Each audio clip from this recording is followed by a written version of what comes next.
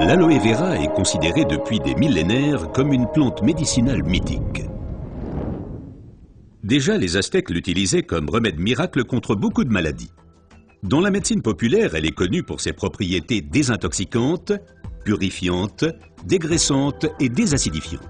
Aujourd'hui, on sait également qu'elle exerce une influence positive à la fois sur le taux de sucre et le taux de graisse dans le sang, par exemple le cholestérol. Mais il faut préciser qu'il existe différentes sortes d'aloe vera. La véritable aloe vera, l'aloe barbadensis, est un lys du désert et est cultivé dans les régions sèches, notamment en Amérique centrale et en Amérique du Sud.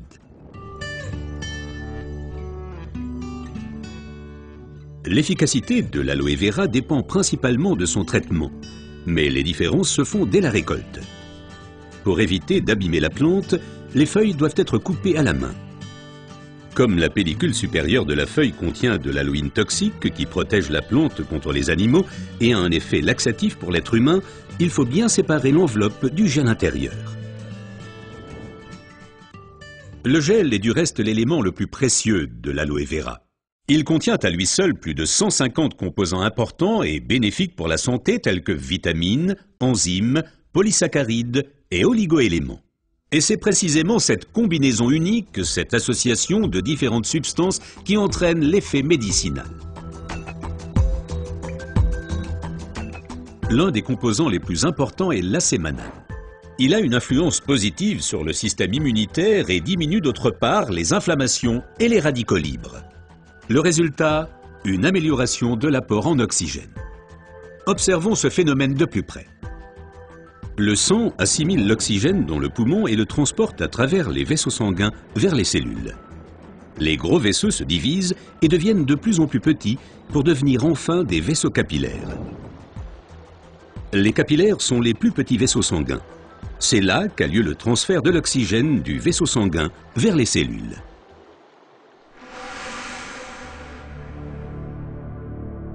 Une alimentation malsaine, la pollution de l'environnement, le stress et des exigences élevées affaiblissent notre système immunitaire.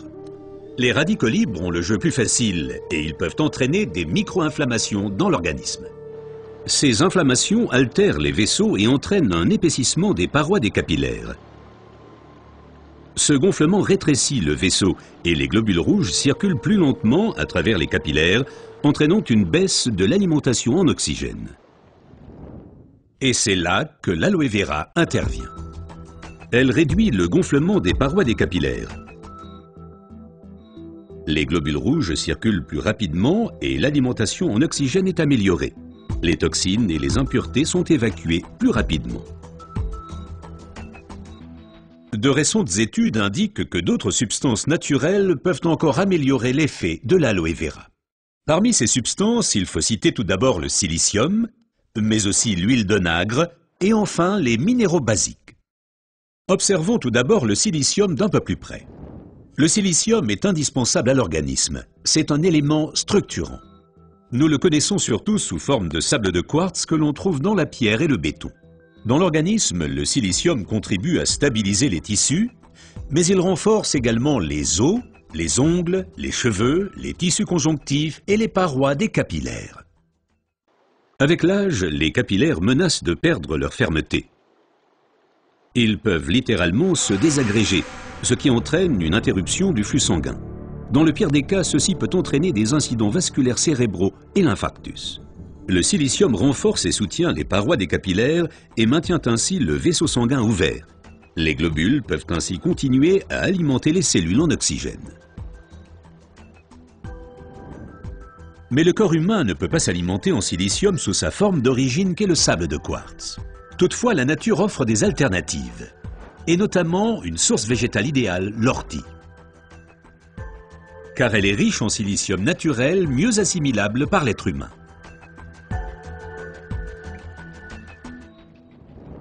Une oxygénation optimale ne dépend pas uniquement des capillaires, mais aussi et surtout de l'état du sang.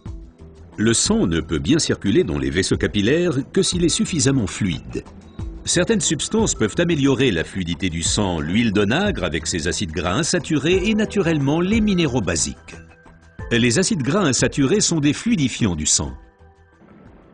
Ils empêchent les globules de s'agglutiner et donc un épaississement du sang.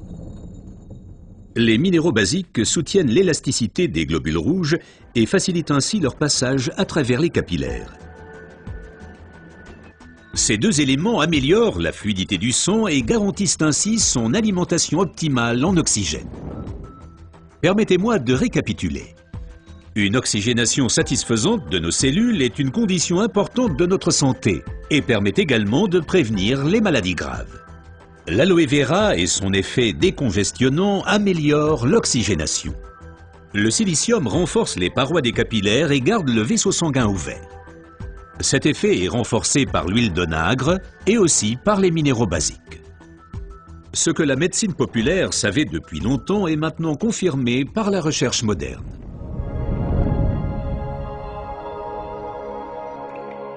L'aloe vera améliore l'apport en oxygène et donc votre santé. Car l'oxygène signifie la vie. Faites confiance à l'aloe vera.